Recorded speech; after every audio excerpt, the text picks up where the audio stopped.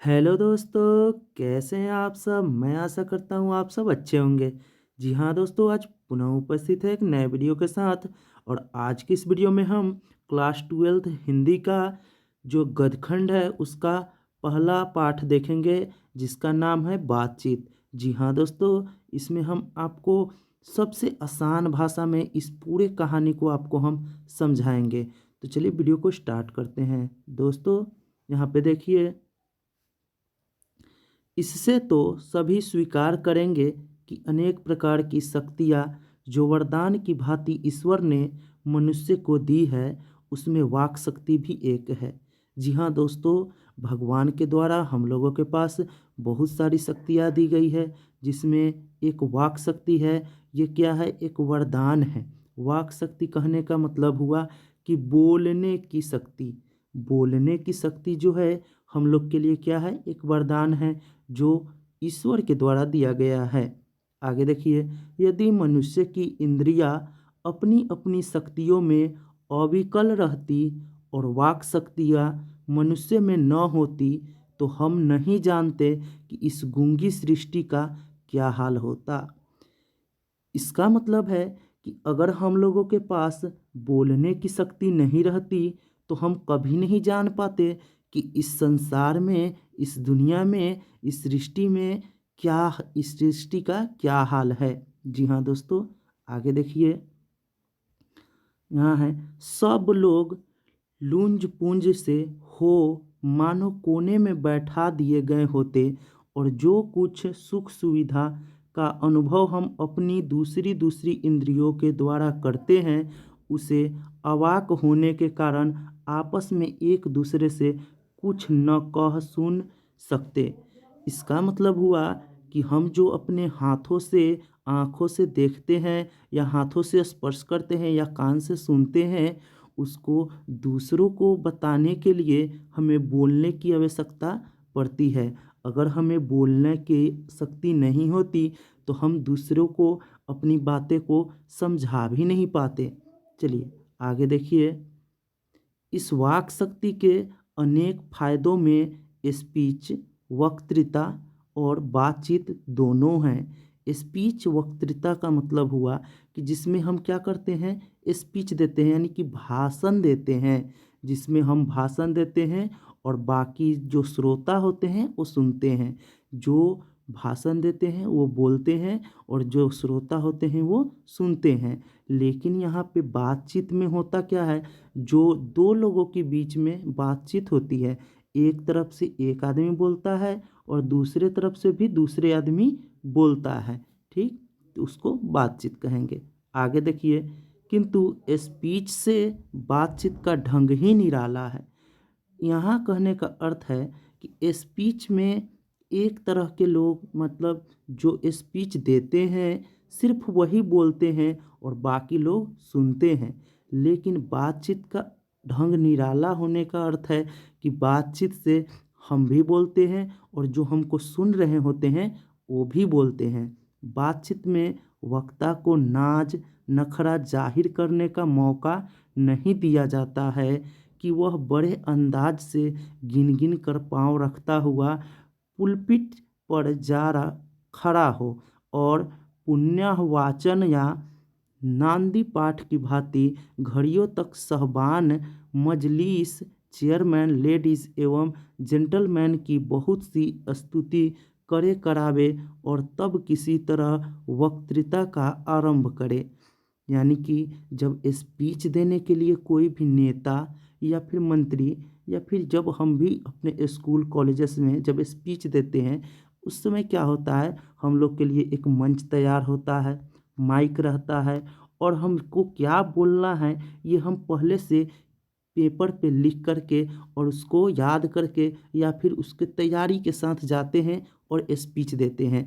लेकिन यहीं जब बातचीत होती है, तो उसमें ना ही हमको स्पीच तैयार करने की मौका मिलता है और ना ही हमको इस तरह का कोई भी व्यवस्था मिलता है।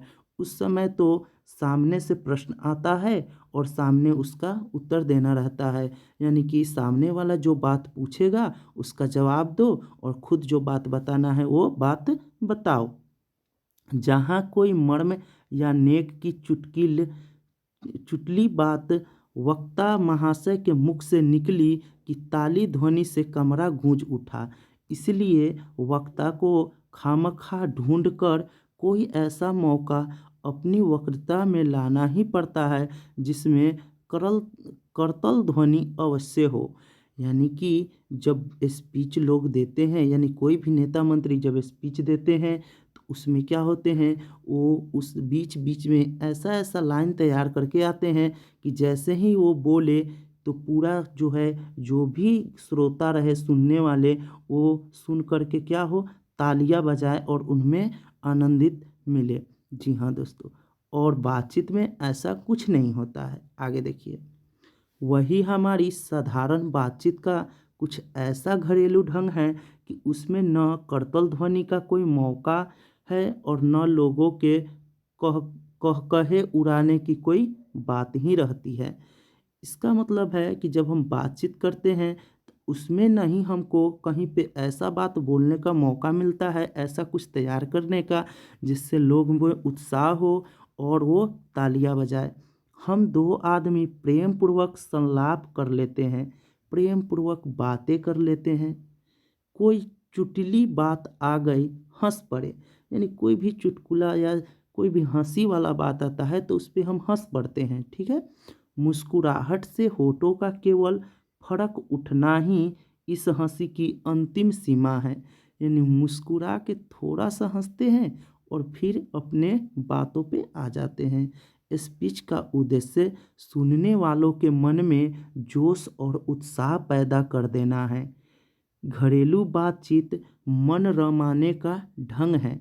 यानी कि जब स्पीच देते हैं तो लोगों में क्या जोश और उत्साह पैदा कर देना उसका उद्देश्य होता है। लेकिन यही जब हम घरेलू बातचीत करते हैं तो उस बातचीत का आनंद लेने के लिए करते हैं। उसमें स्पीच की वह संजीदगी बेकदर हो धक्के खाती फिरती है। यानी उसमें जो स्पीच वाली बातें हैं वो उसमें धक्का खाते हुए कहीं गिर जाता है या कहिए कि चल जाता है, उसमें वो थोड़ा सा भी नहीं दिखता है। जहाँ आदमी की अपनी ज़िंदगी मज़ेदार बनाने के लिए खाने पीने चलने फिरने आदि की ज़रूरत है, वहाँ बातचीत की भी उसको अत्यंत आवश्यकता है। जिस तरह मनुष्य को जीने के लिए खाने पीने चलने फिरने ये सब की ज़रूरत है, उसी तरह मनुष्य को आनंदित होने के लिए और अपने हृदय को संतुष्ट करने के लिए बातचीत अत्यंत आवश्यक है। जो कुछ मवाद या धुआं जमा रहता है वह बातचीत के जरिए भाप बनकर बाहर निकल पड़ता है। इसका अर्थ है कि जब हमारे अंदर कोई ऐसी बातें रहता है जो हमें अंदर ही अंदर हमको परेशान करते हुए रहता है, अगर उस बात को हम कहीं पे किसी के सामने बोलते हैं या किसी को बताते हैं तो वो क्या होता है, वो हमारी परेशानी जो अंदर हमको रहती है वो बाहर निकल जाता है और हमारा मन जो है हल्का हो जाता है। वहीं यहाँ पे लिखा है कि चित्त हल्का और स्वच्छ हो परम आनंद में मग्न हो जाता है। बातचीत का भी एक खास तरह का मज़ा होता है। जब हम बातचीत करते हैं तो मन हल्का होता है और हमें आनंद मिलता है। जिनको बातचीत करने की लत पड़ जाती है वे इसके पीछे खाना पीना भी छोड़ बैठते हैं। अक्सर आप लोग देखते होइएगा कि जिससे बात करने का आदत हो जाता है ना, उसके बात नहीं होता है तो खाने पीने में भी मन नहीं लगता है। तो इसलिए कह रहे हैं, देखिए खाने पीने में भी मन नहीं लगता है, यही यहाँ पे लिखा हुआ है। आगे देखिए, अपना बड़ा हर्ज कर देना उन्हें पसंद आता है पर वे बातचीत का मज़ा नहीं खोना चाहते।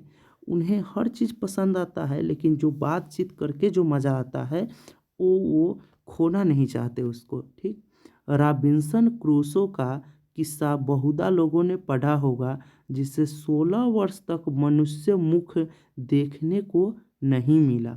जी हाँ दोस्तों, यहाँ पे हम आपको बता दें कि एक एक यहाँ पे नाम दिया हुआ है, देख सकते हैं। रॉबिन्सन क्रूसो जो थे उनको 16 वर्ष तक मनुष्य का मुख देखने को नहीं मिला था। कुत्ता, बिल्ली आदि जानवरों के बीच में रहकर 16 वर्ष के उपरांत उन्हें फ्राइडे के मुख से एक बात सुनी।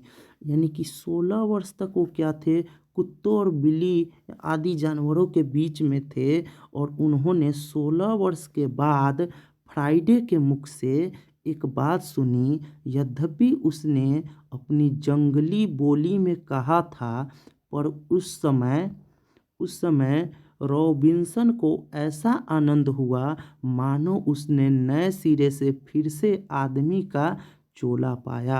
यानी कि 16 वर्ष तक वो जानवरों के साथ रह रह करके, और जब वो कुछ बोलते नहीं थे, सुनते नहीं थे, तो उनको भी धीरे धीरे ऐसा प्रतीत होने लगा था कि वो मनुष्य हैं ही नहीं। लेकिन जैसे ही वो फ्राइडे के मुख से कुछ सुने, तो उनको ऐसा लगा कि वह पुनः अपने आदमी वाले चोला में आ गए हैं, मतलब आदमी की तरह हो गए हैं। इससे सिद्ध होता है कि मनुष्य की वाक शक्ति में कहाँ तक लुभा लेने की ताकत है। यानी उनके आवाज़ में कितना लुभाने की शक्ति है, इससे पता चलता है। जिससे केवल पत्र व्यवहार है, कभी एक बार भी साक्षात्कार नहीं हुआ, उन्हें अपने प्रेमी से बातें करने की कितनी लालसा रहती है। आप देखते होइएगा, कुछ समय पहले यानी जब मोबाइल फ़ोन नहीं था, उस समय क्या होता था, लोग चिट्ठिया से बातें करते थे, यानी चिट्ठी लिखते थे और उधर से भी चिट्ठी के माध्यम से उनका जवाब आता था। उस समय जो भी लोग वो जिनसे बातें करते थे, उनका अगर आवाज़ नहीं सुने होंगे, तो उनके लिए कितना लालसा रहा होगा कि काश एक बार हम उनका आवाज़ सुनते। और जिस दिन वो आवाज़ सुनेंगे, उनका क्या उनका खुशी का ठिकाना नहीं रहेगा। देखिए, अपना अभ्यंतरित भाव दूसरे पर प्रकट करना और उसका आशय आप ग्रहण कर लेना शब्दों के ही द्वारा हो सकता है। यानी उनके कहे हुए बातों को तो हम पढ़ पाते थे चिट्ठी में, लेकिन उनका जो भाव है वो नहीं समझ पाते थे। वो समझने के लिए, वो समझना तो सिर्फ शब्दों के द्वारा ही संभव है। आगे देखिए, यहाँ पे है, सच है, जब तक मनुष्य बोलता नहीं, तब तक उसका गुण दोष प्रकट नहीं होता। जैसे अगर कोई आदमी बोल नहीं रहा है, तो वो उसका स्वभाव कैसा है, उसका गुण क्या है, उसमें दोष क्या है, इसके बारे में कुछ भी पता नहीं चलता है।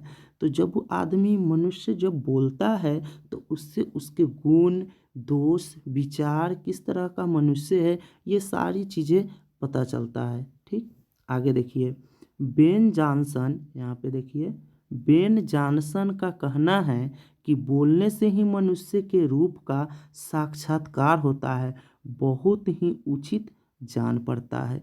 यानी जैसे मनुष्य बोलता है ना, जब बोलता है तो मनुष्य के क्या साक्षात्कार होता है, यानी पता चलता है कि यह मनुष्य दिखने में तो अच्छा है, बट अंदर से कैसा है, इसका पता जब वो बोलता है तब चलता है। ये किनका कहना था, तो बेन जॉनसन का।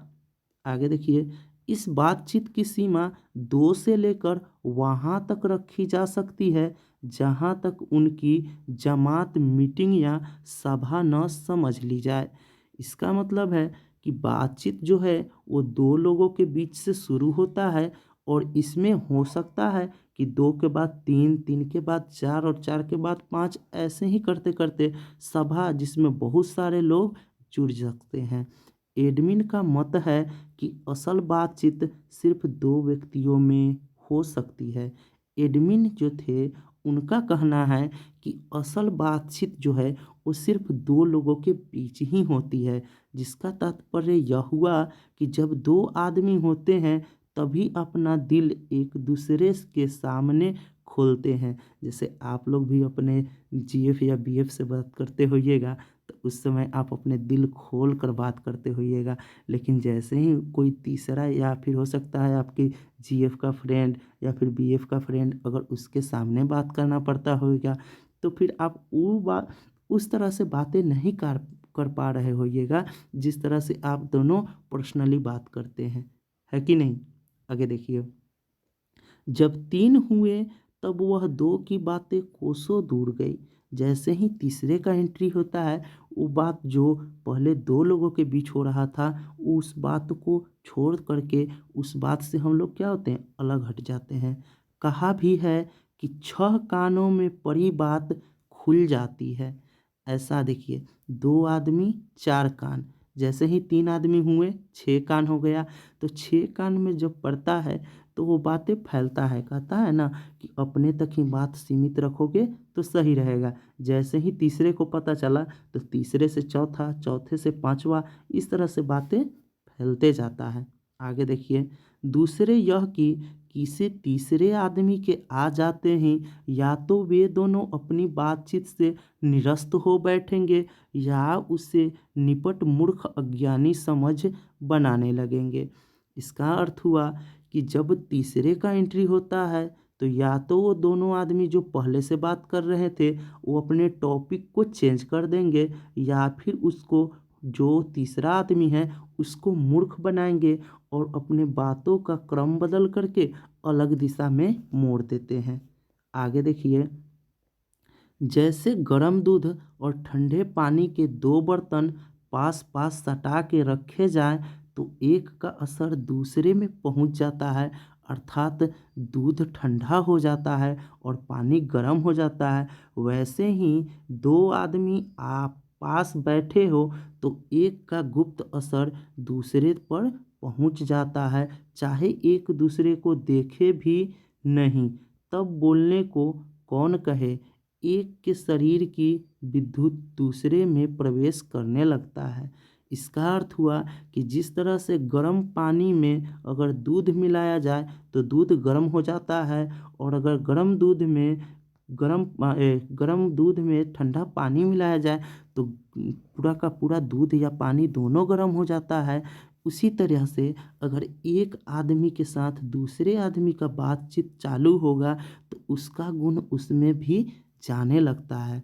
जब पास बैठने का यहाँ देखिए, जब पास बैठने का इतना असर होता है तब बातचीत में कितना अधिक असर होगा, इसे कौन न स्वीकार करेगा। यानी अक्सर आप लोग भी सुनते होइएगा कि आपके मम्मी पापा कहते होंगे कि अच्छा लोगों के साथ रहना, अच्छे के संगत में रहना, जिससे क्या होगा, आप भी अच्छे बनेंगे, आपका भी संगत अच्छा होगा। लेकिन जब सोचिए कि जब अच्छे के साथ बैठने से अच्छा हो सकता है तो अच्छे के साथ बात करने से भी तो अच्छा हो सकता है। यही यहाँ पे समझाया गया है। आगे देखिए, अस्तु अब इस बात को 3 आदमियों के साथ देखना चाहिए। अभी तक तो हम लोग पढ़े हैं कि 2 आदमियों के बीच में कौन सी बातें और क्या हो सकता है। अब बात 3 घोड़े की आ रहा है जिसमें 3 लोगों को शामिल किया जा रहा है। मानो एक त्रिकोण सा बन जाता है। तीनों चित मानो 3 कोण हैं और तीनों की मनोवृत्ति के प्रसरण की धारा मानो उस त्रिकोण की 3 रेखाएं हैं। इसका अर्थ हुआ कि तीनों का चित्त जो है वो 3 कोण हैं, यानी कि तीनों का अलग अलग मन है, और तीनों की जो मन है वो, उसका जो कहने का अर्थ है, कहने का भाव है, वो मानो त्रिकोण की 3 रेखाएं हैं। त्रिकोण में ये 3 रेखाएं होती है और ये 3 कोण होती है। तो उनका जो मन है वो ये तीनों कोण है, और उनका जो मनोवृत्ति का प्रसरण है वो ये तीनों क्या है, ये तीनों रेखाएं हैं।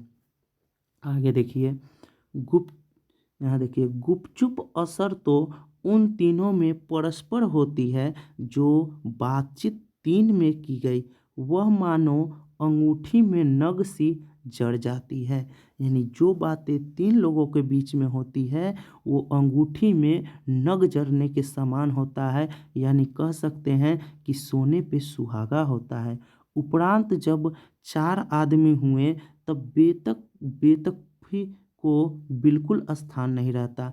बेतल बेतकलूफी बेतकलूफी को बिल्कुल स्थान नहीं रहता, यानी खुल के बातें ना होंगी। जैसे ही 4 लोग होते हैं, लोग बकवास कहते हैं ना, कि बकवास करना चालू हो गया, बकवास करने लगते हैं। वो बातें खुलकर नहीं होती है जो 2 लोग या 3 लोगों के बीच में हो रही थी। जो कुछ बातचीत की जाएगी जो कुछ बातचीत की जाएगी वह फॉर्मेलिटी, गौरव और संजीदगी के लक्ष्य में सनी हुई होगी। यानी जो भी बातचीत होगा वो एक फॉर्मेलिटी निभाया जाएगा, जिससे दोस्तों को नाराज़गी भी ना हो और सभी लोग बात भी करें।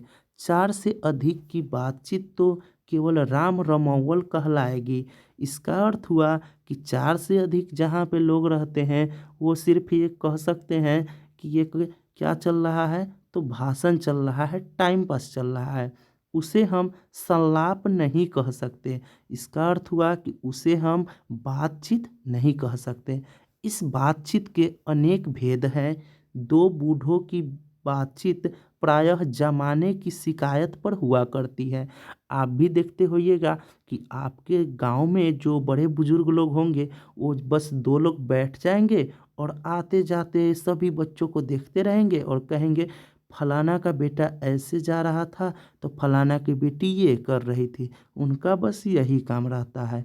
वे बाबा आदम के समय की ऐसी दास्तान शुरू करते हैं जिसमें 4 सच तो 10 झूठ होते हैं। इसका अर्थ हुआ कि वो अपने ज़माने के बात करेंगे, कहेंगे कि हमारे ज़माने में तो ऐसे होता था, जिसमें से 4 कुछ सच होते हैं तो 10 से ज़्यादा झूठ होते हैं। एक बार उनकी बातचीत का घोड़ा छूट जाना चाहिए। पहली बीत जाने पर भी अंत न होगा। पहरी कहने का अर्थ हुआ यहाँ पे कि एक पहर, पहर यानी कि कुछ घंटे, 2 घंटे 4 घंटे बीत जाएंगे फिर भी उनके बातों का समापन नहीं होगा। प्रायः अंग्रेजी राज्य प्रदेश और पुराने समय की रीति रिवाजों, रीति नीति का अनुमोदन और इस समय के सब भांति लायक नौजवानों की निंदा उनकी बातचीत का मुख्य प्रकरण होगा। यानी अपने ज़माने के रीति नीति का खूब बड़ाई करेंगे और आज के समय के जो नौजवान हैं उनकी निंदा करेंगे, यानी उनको कहेंगे, भला बुरा बोलेंगे। चलिए आगे देखिए। आगे है कि यहाँ पे देखिए, पढ़े लिखे हुए के लिए तो शेक्सपियर, मिल्टन, मिल और स्पेंसर्स जीभ पर नाचा करेंगे। यानी जो बच्चा पढ़ाई करता होगा, जो अच्छा होगा, उसको तो कहेंगे ये शेक्सपियर की तरह है, ये मिल्टन की तरह, ये मिल है, ये स्पेंसर है, ये डॉक्टर बनेगा, ये इंजीनियर बनेगा, तो बहुत तेज है पढ़ने में, तो ये करता है वो करता है, ऐसे करेगा। लेकिन अपनी लियाकत के नशे में चूर हम चुनी दिगरे नेस्त अखरपन की चर्चा छोड़ेंगे। यानी कि जो पढ़ाई नहीं करते हैं या फिर थोड़ा सा घूमने में, मस्ती में जिनको अच्छा लगता है, उनकी शिकायतें करेंगे। जो दो हम सहेलियों की बातचीत का कुछ जायका ही निराला है। दो जब वो लोग जब बैठते हैं तो जो दो उन देख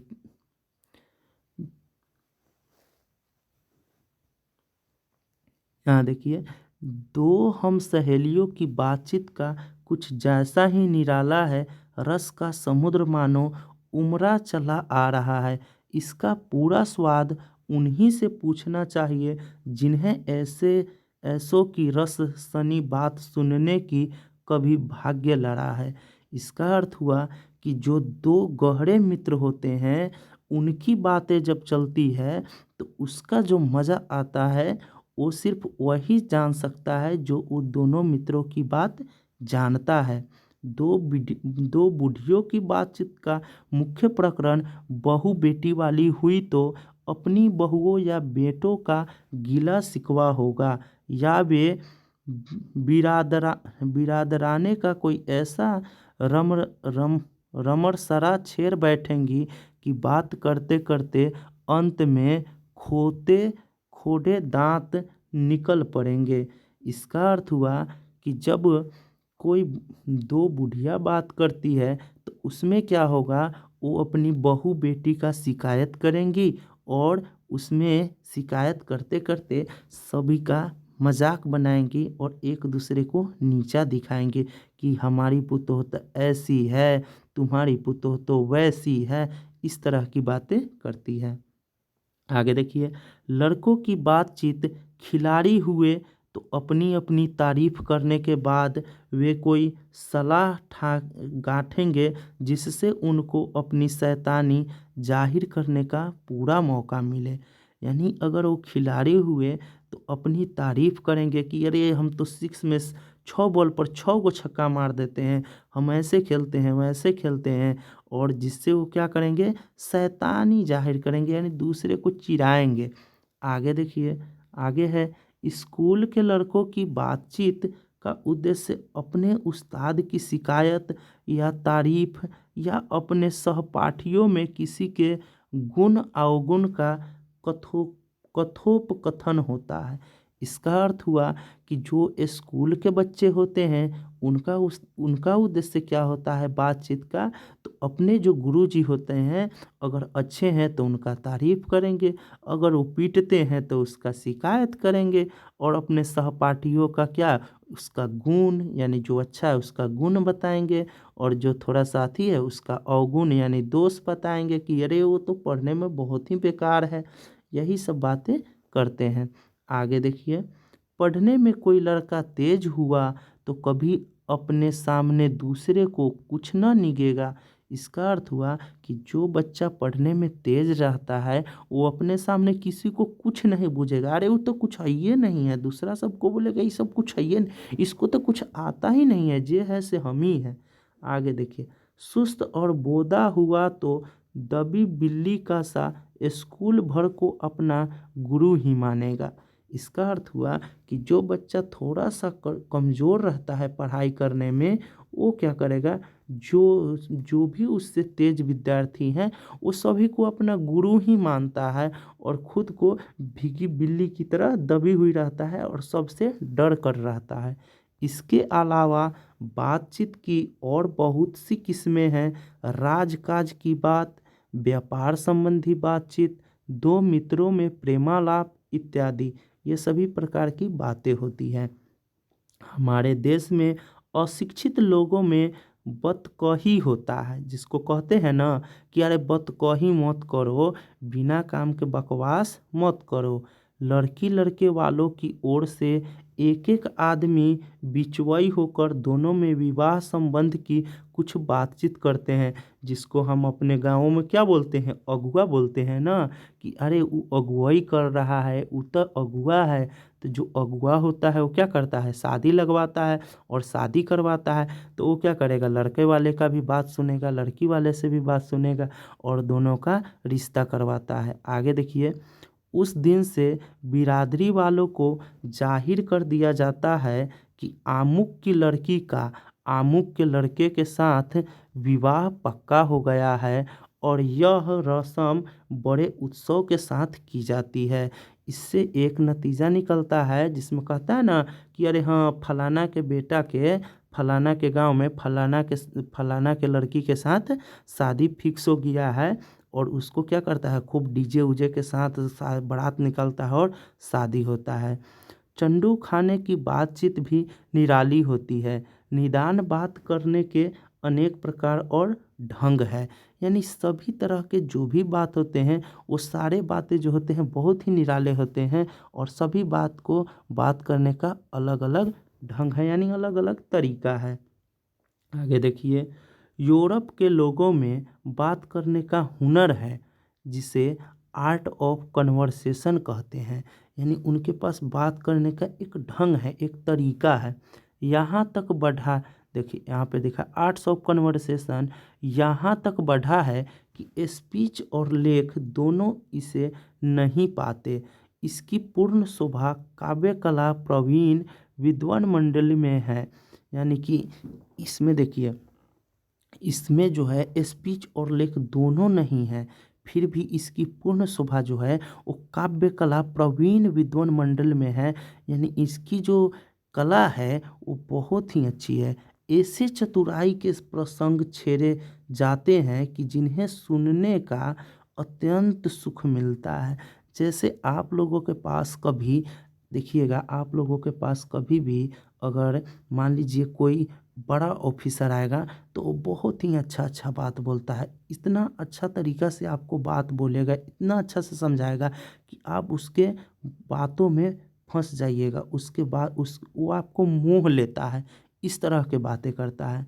सुहृद सुहृद गोष्ठी इसी का नया नाम है। सुहृद सुहृद गोष्ठी की बातचीत की यह तारीफ है कि बात करने वालों की लियाकत अथवा पंडिताई का अभिमान या कपट कहीं एक बात में भी प्रकट न हो, वरन क्रम में रसाभास पैदा करने वाले शब्दों को बरकते हुए चतुर सयाने अपनी बातचीत को सरस रखते हैं। यहाँ इसका अर्थ है कि जो बात करने आते हैं वो क्या करेंगे, इतने चतुराई के साथ अपने बातों को आपके सामने रखेंगे, प्रकट करेंगे कि आप उसके गलतियों को पकड़ ही नहीं पाएंगे, और वो इतनी अच्छे से आपको समझाएंगे कि आप उसके बातों से प्रेरित होकर उसके वश में हो जाएंगे। वह रस हमारे आधुनिक शुष्क पंडित की बातचीत में, जिसे शास्त्र कहते हैं, कभी आधेगा ही नहीं।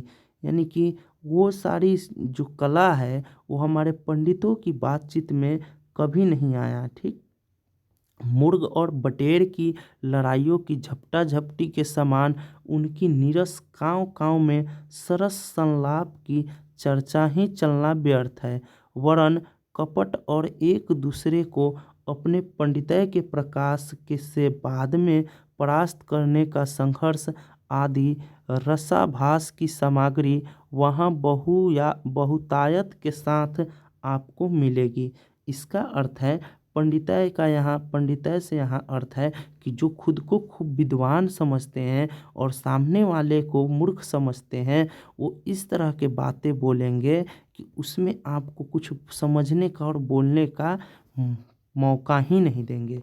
आगे देखिए, घंटे भर तक काँव काँव करते रहेंगे तो कुछ न होगा। बड़ी बड़ी कंपनी और कारखाने आदि बड़े से बड़े काम इसी तरह पहले 2-4 दिल्ली दोस्तों की बातचीत से शुरू किए गए, उपरांत बढ़ते बढ़ते यहाँ तक बढ़े कि हजारों मनुष्यों का उनसे जीविका चलने लगी और साल में लाखों की आमदनी होने लगी, जिसको अभी हम लोग किस नाम से जानते हैं? तो जी हाँ दोस्तों, जिसको हम लोग अभी नेटवर्क मार्केटिंग के नाम से जानते हैं। नेटवर्क मार्केटिंग में होता क्या है कि जिसके पास बातचीत की जितनी अच्छी शैली होगी, जो जितना अच्छा लोगों को मोह सकता है, जितने अच्छा अपने बातों से प्रभावित कर सकता है, वो उतना ज़्यादा दिन टिक पाता है और उतना ज़्यादा पैसा भी कमा पाता है।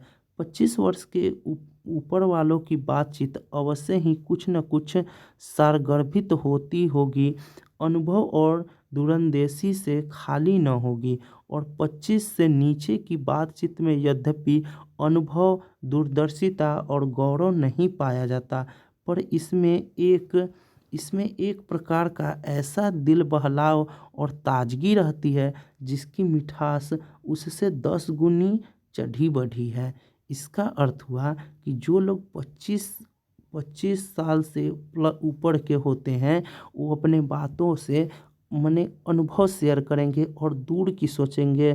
ठीक है, लेकिन वहीं जो 25 से कम के उम्र के जो आदमी होते हैं, उनके जो बातें होते हैं वो दिल बहलाव होते हैं, यानी वो बड़बोला होते हैं।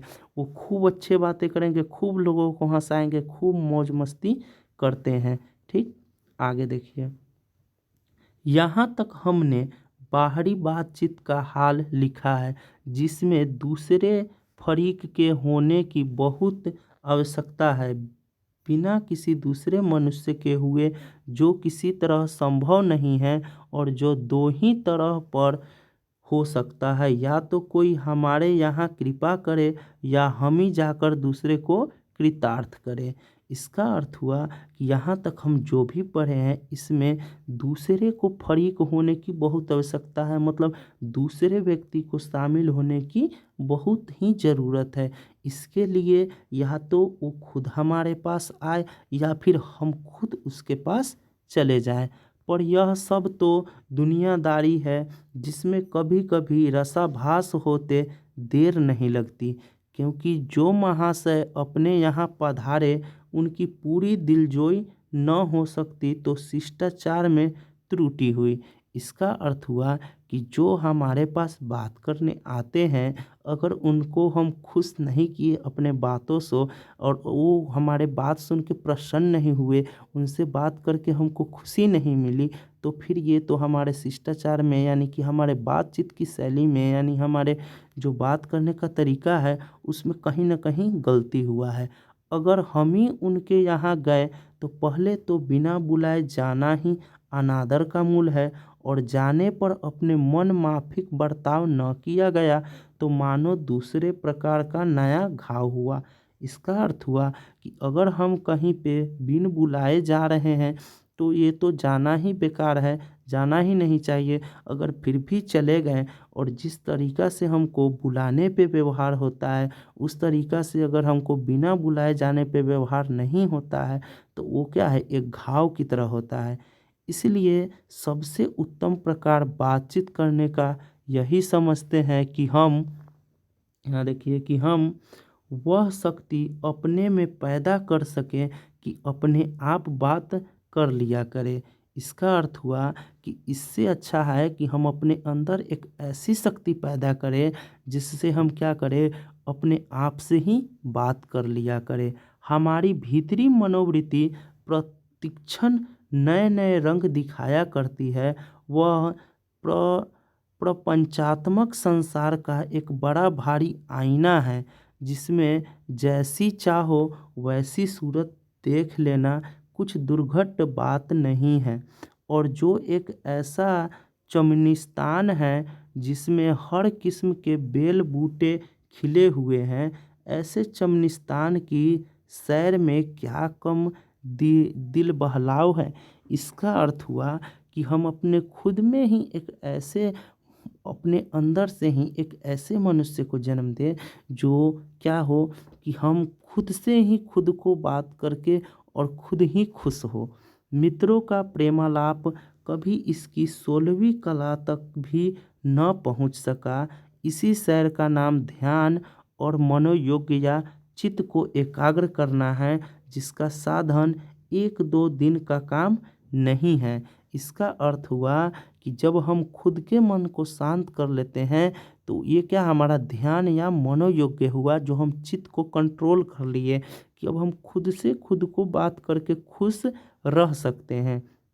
वर्षों के अभ्यास के उपरांत यदि हम थोड़ी भी अपनी मनोवृत्ति स्थिर कर अवाक हो अपने मन के साथ बातचीत कर सके तो मानो अहो भाग्य। यानी हम वर्षों कोशिशों के बाद अगर अपने मन को शांत करके कंट्रोल करके और खुद से बात करके खुश हो जा रहे हैं तो ये हमारे लिए सौभाग्य की बात है।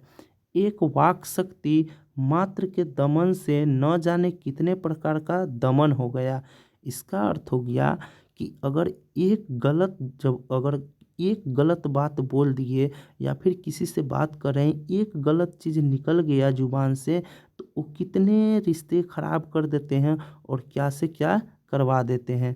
हमारी जीवा कतरनी के समान सदा स्वच्छंद चलते रहती है। उसे यदि हमने काबू में न कर लिया तो क्रोधातीत बड़े बड़े अजय शत्रुओं को बिना प्रयास जीत अपने वश में कर डाला।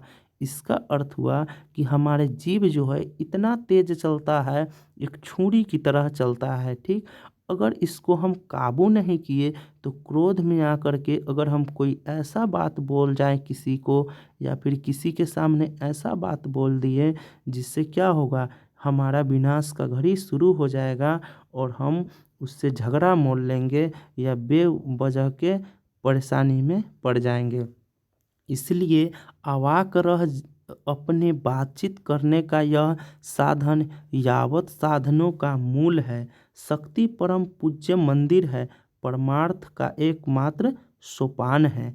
इसका अर्थ हुआ कि अवाक जो है वो अपने बातचीत करने का एक साधन है, एक जरिया है और साधनों का मूल है, यानी कि खुद को धैर्य में रखने का एक शक्ति है, शक्ति का परम पूज्य मंदिर है।